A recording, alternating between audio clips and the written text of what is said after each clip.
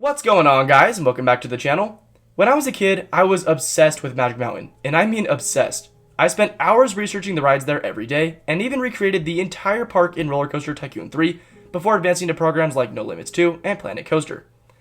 That said, my obsession only grew as I went, and one day I attempted a now defunct ride that at the time I had no idea would go down as one of the most infamous attractions of all time. Though I do have the odd opinion of actually enjoying said ride, maybe because I was a little smaller at the time, my fascination peaked once again with it this week, and I wanted to know more about its model type and how it came to be. So, with that said, I think you'll actually find this video pretty informative and very entertaining. So what is it, and where did it come from?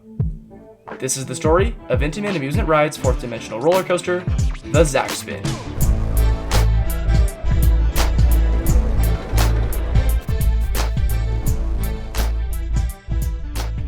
The concept for a 4th dimensional roller coaster dates back to well before initial designs of such a thing came out, with the first appearing in 2002 at Six Flags Magic Mountain.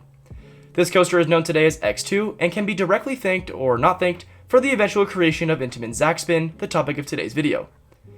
But to really understand where this model really came from, we first need to travel to the late Aerodynamics headquarters in Clearfield, Utah, and meet the man running the show.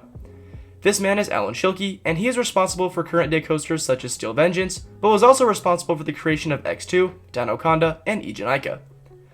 Pictured here is his prototype for their 4D coaster in the manufacturing facility. As he explains it, there is a 4-rail system allotting to the rotation of the seats. As the rails vary in distance from one another, a pull is moved up and down, causing the seats to spin. This prototype, referred to by Schilke as Mindbender, is the first ever recorded 4D roller coaster, though most sources won't note it as such since it never opened to the public. That said, of course this didn't go unnoticed by other manufacturers, and by 2005, Intamin had their first working prototype of their very own 4th dimensional roller coaster variation. Though somewhat similar, the ride itself actually appeared to be quite different than the likes of X2, with seats that were free spinning rather than controlled. This was accompanied by a 2D layout as well, making for a small footprint and a much lighter cost. Now, although the concept seemed like a good idea, initial riders of the prototype were rather unimpressed, with some explaining that the ride had potential, but needed to be built at a full-size scale for the proper experience. And so in 2007, Kurnu at Linnanmäki opened in Helsinki, Finland, as a 25-meter Zac Spin. Then, just months later in that same year, Inferno debuted with a similar layout at Terramítica in Spain, and as the model appeared to be catching on, Grona Lund then made a statement of their own with the biggest Zac Spin yet, Insane, which debuted in 2009. This was then shortly followed 2 years later by Green Lantern First Flight, which was the same model as Insane and opened at Six Flags Magic Mountain. But guess what? That's it. There were no more than 5 Intamin Zac Spins, including the prototype, ever created. So why was this, and when will we see another? Well, I won't go into much detail, but Green Lantern was generally hated by the public for being painful, and was removed after less than just a decade of operation. I won't lie, I actually did enjoy Green Lantern as a kid when I was there. The one at Terramítica also had an accident, unfortunately resulting in a death, and although Insane and Kurnu were hits, the model just wasn't doing fantastic. But that wasn't what ultimately caused the downfall of the model. While this slowed it, S&S Worldwide had been developing their own Zac Spin of sorts, and in 2015, Batman The Ride at Six Flags Fiesta Texas debuted with a much better reception.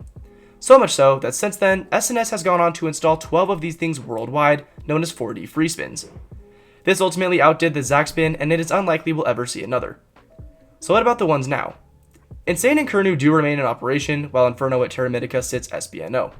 The database does have it listed as operating, though in the past years the park has been struggling, and last I heard it hadn't operated in a few seasons. Green Lantern, on the other hand, was obviously closed and dismantled in 2017, being sent off to another Six Flags park, La Ronde, to open as Vipère. This was delayed in 2020 though due to COVID, and we found out last year that the project was ultimately scrapped. So if you want to ride one before they're all gone, Kurnu or Insane is your best bet. Nonetheless, the history of this ride is pretty interesting despite its rather quick downfall, and I do hope to experience one of the others sometime in the future. Have any of you guys had an experience on one of these things, and did you hate Green Lantern? Let me know down below. As always, it's been a major pleasure creating new content for all of you, and I'd like to invite you to like and subscribe if you enjoyed today's content.